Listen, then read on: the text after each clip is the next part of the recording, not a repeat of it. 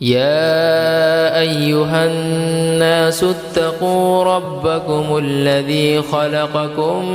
من نفس واحدة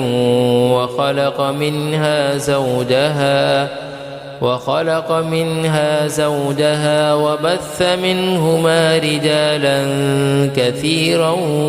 ونساء واتقوا الله الذي تساءلون به والأرحام إن الله كان عليكم رقيبا وآتوا اليتامى أموالهم ولا تتبدلوا الخبيث بالطيب ولا تأكلوا أموالهم إلى أموالكم إنه كان حوبا كبيرا وإن خفتم ألا تقسطوا في اليتامى فانكحوا ما طاب لكم من النساء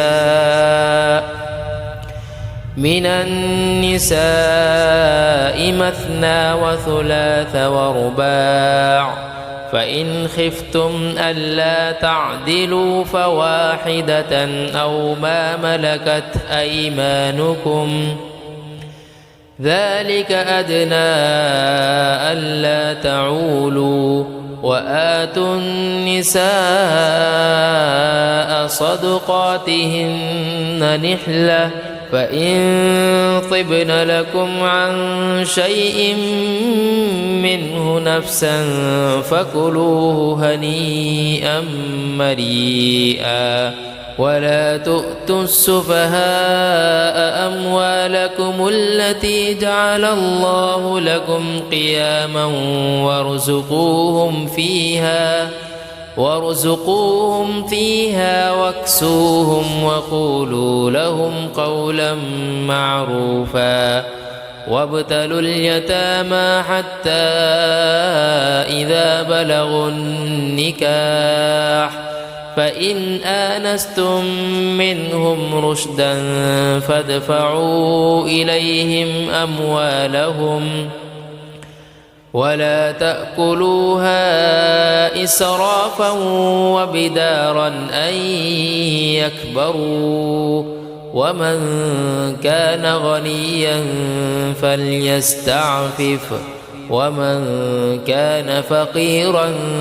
فليأكل بالمعروف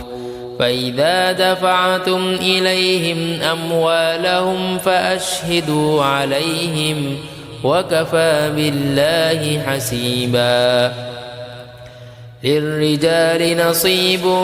مما ترك الوالدان والأقربون وللنساء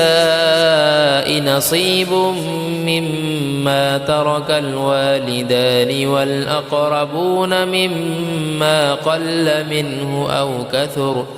نصيبا مفروضا وإذا حضر القسمة أولو القربى واليتامى والمساكين فارزقوهم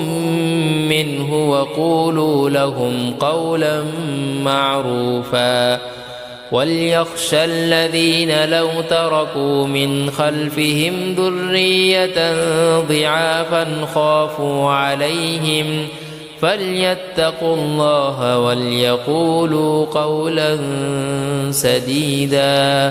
إن الذين يأكلون أموال اليتامى ظلما إنما يأكلون في بطونهم نارا وسيصلون سعيرا.